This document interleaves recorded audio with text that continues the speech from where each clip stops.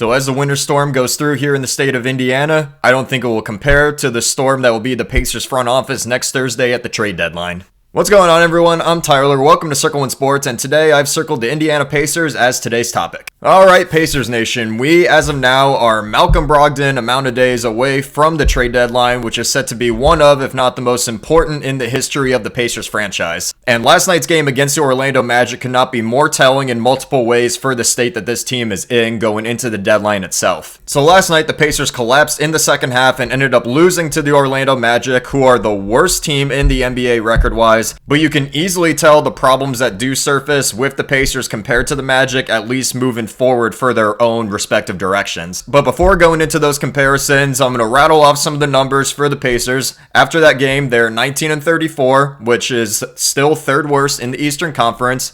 They're 6.5 games back of the final play-in spot, which they surely should not be playing their way towards because this season is lost.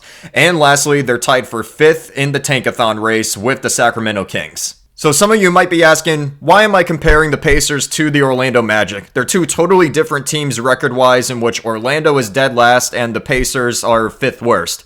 It's pretty simple though. The Magic organization, at least, they set a direction after last season that they're going to move forward with a new core of players as they realize that treading mediocrity wasn't good for the future of the franchise, both from a fan interest standpoint and just organizationally moving forward. In the shortened season, they realized that the writing was on the wall, so they decided to ship off their main pieces and gain as many assets as possible, in addition to having a breakthrough in their own rookie player, Cole Anthony.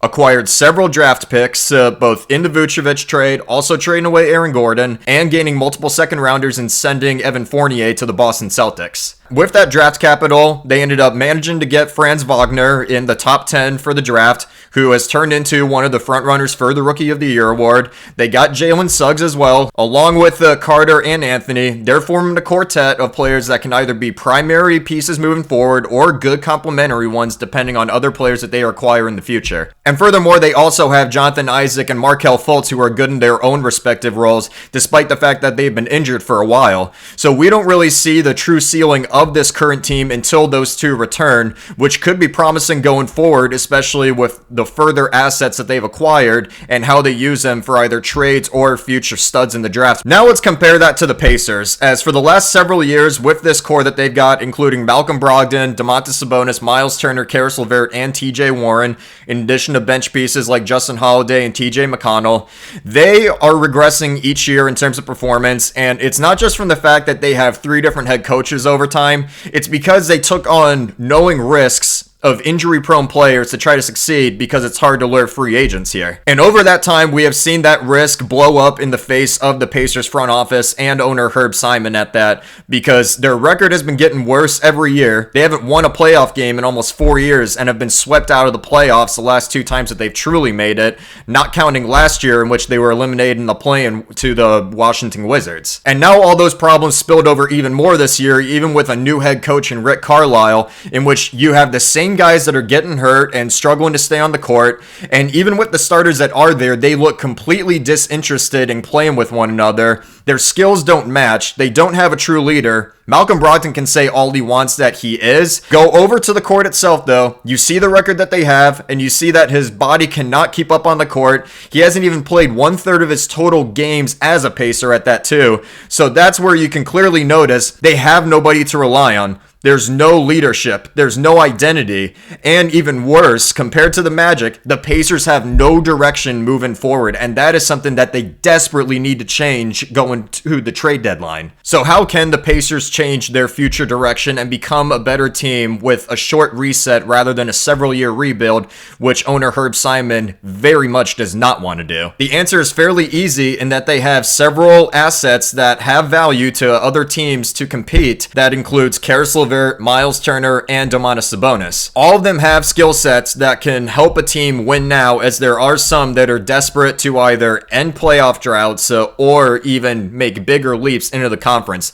That's why you see Caris LeVert being tied to the Cavaliers, the Sacramento Kings and the Washington Wizards allegedly making a hard push for Domantas Sabonis, and Miles Turner, who, although his trade market has definitely taken a hit from the foot injury that he suffered, I can still see the Charlotte Hornets making a push for him because because they've been interested in years in trying to acquire him. But there is a big hurdle that needs to be cleared for these moves to even happen, and that's because they have to appease to Simon in keeping this team competitive, as he calls it. Which I'll refute that right now. Competitive is not 19-33 record-wise. Like, if he's considering that as a game-by-game philosophy, then he is very out of touch with how the current climate is for the NBA. It's all about looking towards future seasons and with the players that you have. He says that he loves this little team, which pissed off a lot of the fans, including myself, in which he doesn't see the issue that's at hand. Kevin Pritchard has wanted to rebuild this team for several years, going back to the Paul George trade in which they got Victor Oladipo and Sabonis. But the near immediate success of that return, in which they overachieved in those 2 years until Oladipo ended up getting hurt, that I think was worst case scenario for the front office, because it led their owner to believe that everything was fine, because there were still clear holes in this team moving forward, because they had so many players set for the short-term future and not looking several years down the road, as Bojan Bogdanovic, Darren Collison, Thaddeus Young, Corey Joseph were all locked in for only 2 years, which is why they had to rebuild an entire new core around Oladipo and Sabonis, along with Turner, which is why you got Malcolm Brogdon, TJ Warren, Justin Holiday, Jeremy Lamb, and TJ McConnell all coming in. But there was the risk of the injuries, so it was going to be a very volatile situation whether or not this was going to work. And we've seen the worst case scenario where there needs to be change. The team is dead last in attendance, so they've definitely lost fan interest. There are other factors at hand, like the inability for a lot of fans to be able to watch the games because of the horrible TV deal with Bally Sports, which thankfully expires after this season and hopefully gets a new network so that access can be regained. Now, regardless of what moves do or don't get made, there are going to be certain sections of the fan base that will be upset. The diehard fans that you'll see on Twitter that angrily respond to the Pacers accounts, in which they're very impatient for trades to get made because they know this roster doesn't work, and furthermore want to continue seeing some of these great young guys try to develop more. That include Chris Duarte, Isaiah Jackson, Dwayne Washington Jr., and several others. Giving the veterans more playing time over them is going to stunt development and is going to make the on-court product less fun to watch. The Pacers have already had problems in the last several years in drafting guys and not giving them good play time to develop.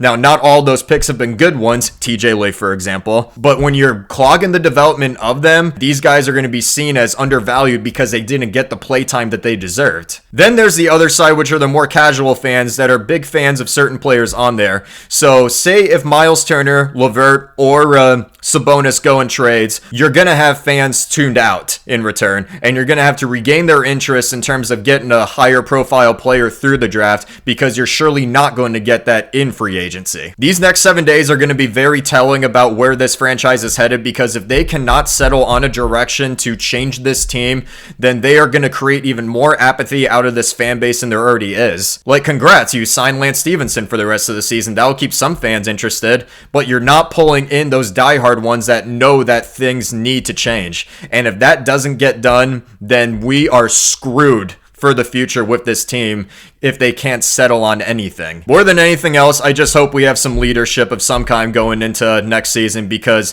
the fact that it's been 2 seasons now of the front office going into certain games after they're over in which there's poor performance, that is a huge problem, and it shows a weakness in a team from a mental standpoint. This week is going to be tense, but it's also good in that the Pacers haven't been in this position before of being a seller. If they can find a clear direction to move forward where it appeases both the front office and the owner at that, then I feel good about this team moving forward. We're already set up well in terms of the draft from where we're positioned at right now, and if they can nail it on a lottery pick, preferably around the 5 range, maybe even higher if they get some luck, which they have in the past, by the way. They jumped from 7-2 one year in the late 80s, which was, I believe, the last time that they had a top 10 pick. But that's going to do it for me. Leave your thoughts in the comments below on where you think the Pacers are headed and the direction that they should go. Do you think that they should make an attempt for the play-in because they are a perennial fringe playoff team, which, God forbid, I really hope that doesn't happen because I'm sick of it. Regardless, when the deadline does come around, I'll be sure to make a video on my thoughts about that. If you like this video, give it a thumbs up and subscribe for more. I got a lot of exciting content planned for the future. I feel great to come back on YouTube and speak about sports because it's my biggest passion in life. In the meantime, I'm Tyler from Circle One Sports. Catch you later.